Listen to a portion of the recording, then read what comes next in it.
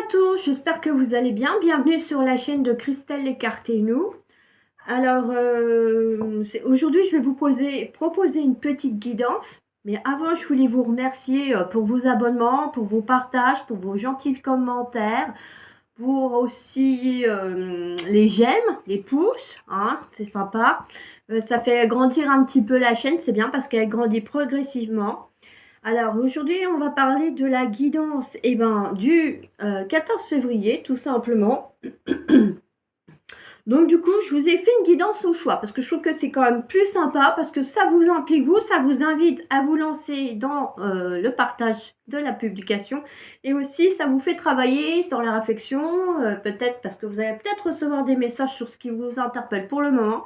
Et c'est vrai que du coup, ça vous permet aussi tout simplement de voir des conseils de là-haut, de vos guides. Et des fois, c'est utile quand on en a besoin. Alors, aujourd'hui, on a une guidance un petit peu particulière parce qu'on va aussi parler des chakras. Donc, je vous ai préparé des petites cartes spéciales chakras. Donc, c'est pareil, je fais le même principe que pour les guidances. Donc, c'est les cartes qui sont sorties d'elles-mêmes en fonction d'état. Et voilà, et vous aurez aussi un petit message de l'oracle des couleurs pour terminer votre guidance. Pour ceux qui ne me connaissent pas, je m'appelle Christelle. La chaîne, c'est les cartes et nous, tout simplement, parce que on est beaucoup aimé les cartes, les oracles, les tarots et tout ça. On est beaucoup aussi à les pratiquer. Donc, du coup, c'est très bien. Et ensuite,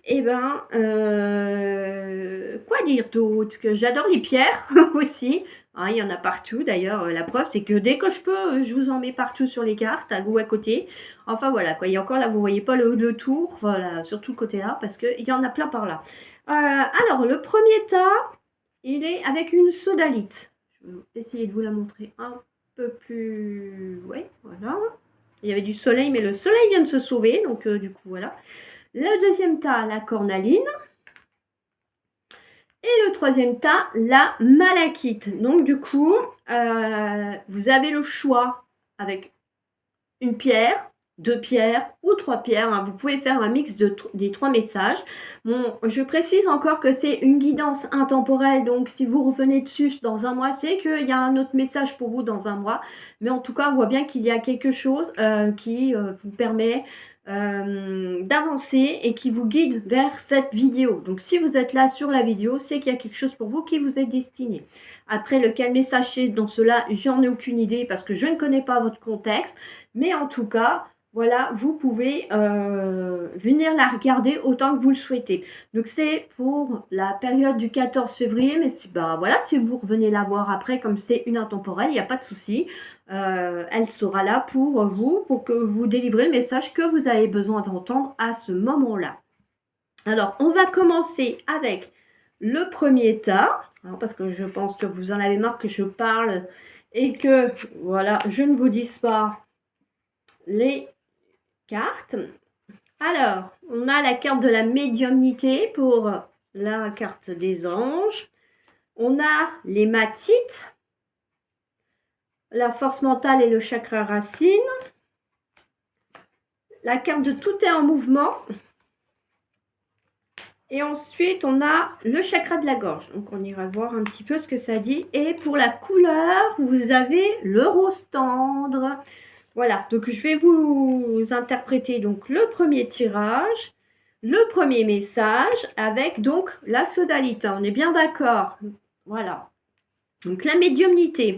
Ça veut dire que, oui, au vu des énergies en ce moment qui s'ouvrent dans les portails énergétiques, hein, si vous voulez en savoir un petit peu plus sur les portails énergétiques, vous allez un petit peu voir les vidéos de Lily JF qui en parle pas mal et qui fait aussi des soins énergétiques, des vidéos de soins énergétiques.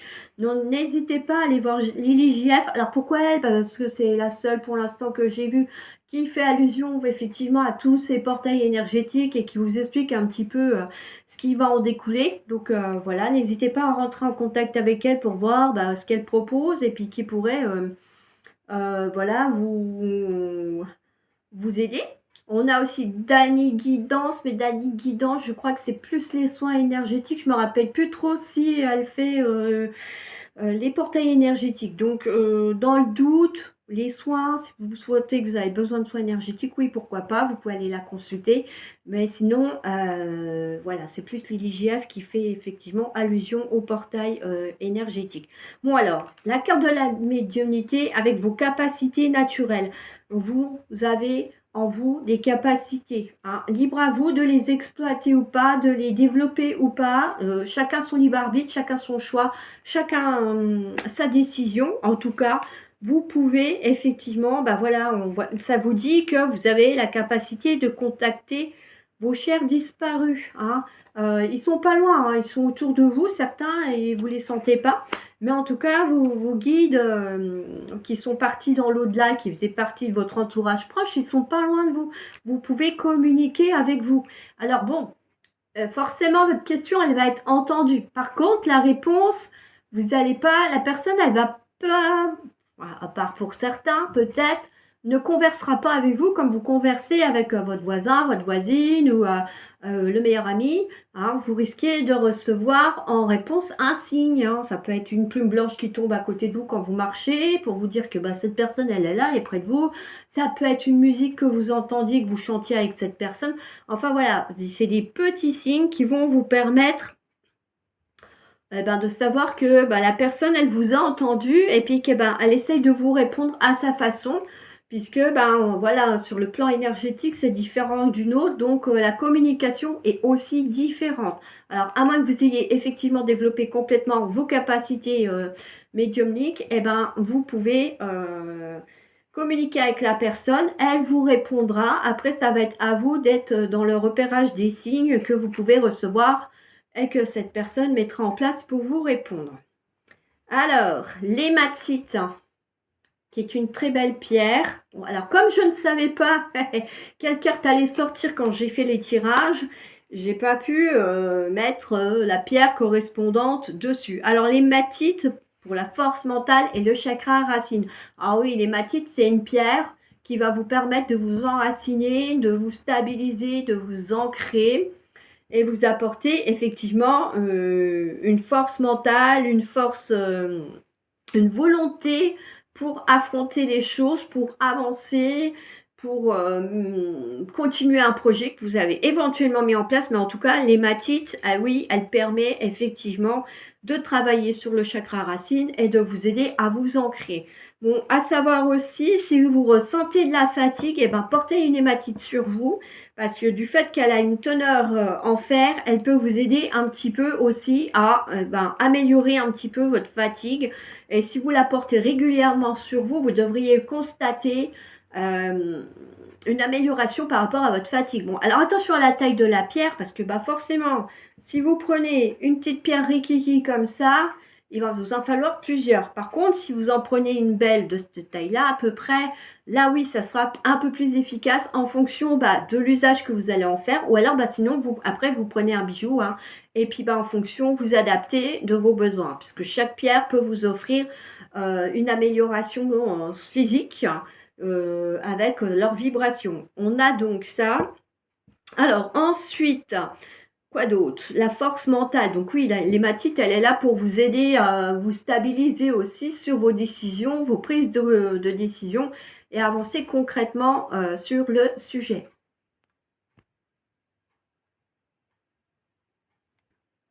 L'hématite, elle vous invite aussi, du coup, comme vous vous ancrez, vous vous recentrez sur vous, vous retrouvez votre harmonie, votre équilibre. Peut-être que vous avez besoin actuellement d'équilibre, hein, pas uniquement de vous concentrer sur des projets éventuellement. Après, elle vous invite aussi à essayer des nouvelles choses. Si, mettons, je sais pas, vous avez envie de faire du sol élastique, vous n'avez jamais tenté, l'hématite, elle vous dit, c'est le moment. Il faut essayer, il faut tenter. Vas-y, jette-toi à l'eau, fais-le. Voilà. L'hématite, c'est aussi ça. C'est vous aider à aller de l'avant sur des nouvelles choses. Pas uniquement les projets que vous aviez en tête depuis 10-15 ans. Et là, oui, il y a peut-être des nouveaux éléments qui viennent à vous et qui vous tentent, mais vous n'osez pas. L'hématite, elle vous dit, vas-y, jette-toi à l'eau. Voilà. Voilà pour ce qui est de cette carte. Alors, la carte de tous tes mouvements. Le processus est enclenché. Les choses et les situations sont en mouvement. Il vous faut maintenant être patient. Vous recevrez des nouvelles à propos d'un projet ou d'une offre d'emploi. C'est de bon augure. Votre routine va bientôt changer. C'est positif pour votre évolution. Vous devrez vous adapter à une nouvelle situation. On cherche peut-être à vous imposer quelque chose, méfiez-vous. Donc, ça veut dire quoi? On en revient un petit peu à l'hématite, hein.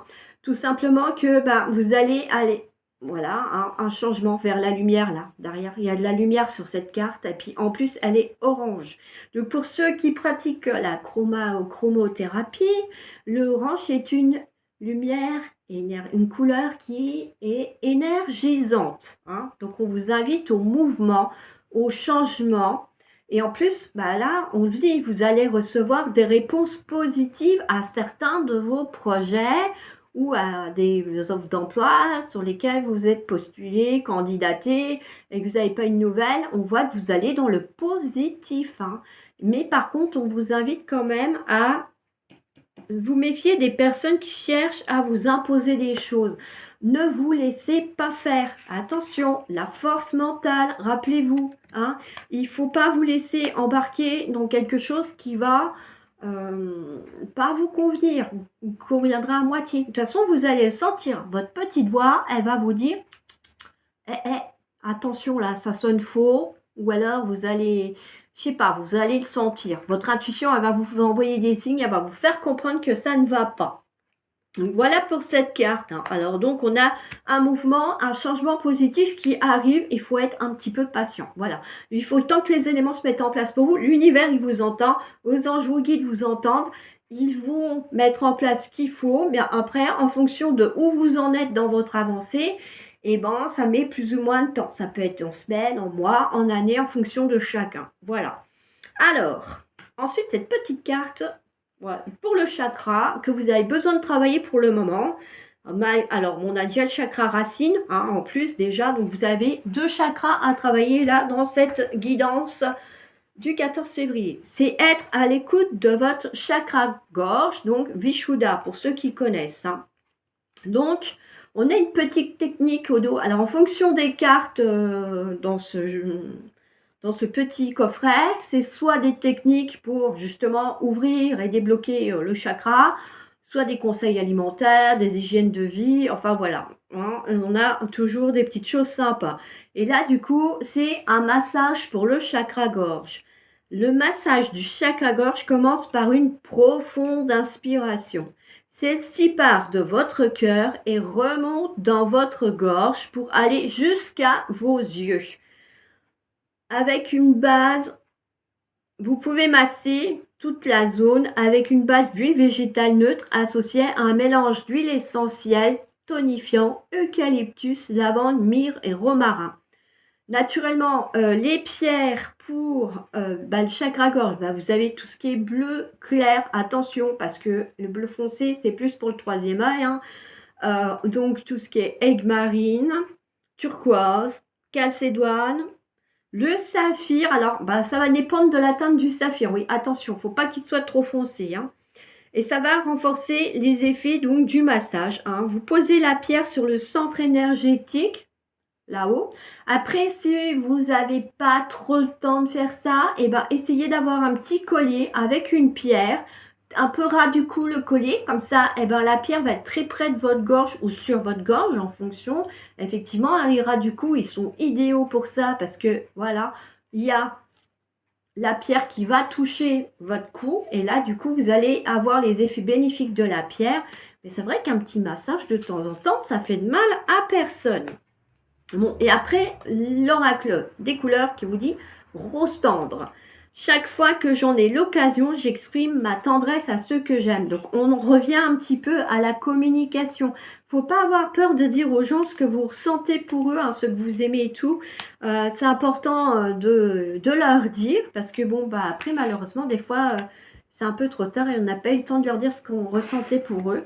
Et du coup, faut leur dire, mais différemment.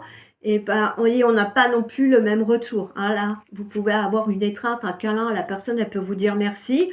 Et puis vous, vous êtes exprimé aussi par rapport à ce que vous ressentez pour l'autre personne, bah, ça peut vous soulager d'un poids, hein, pour certains.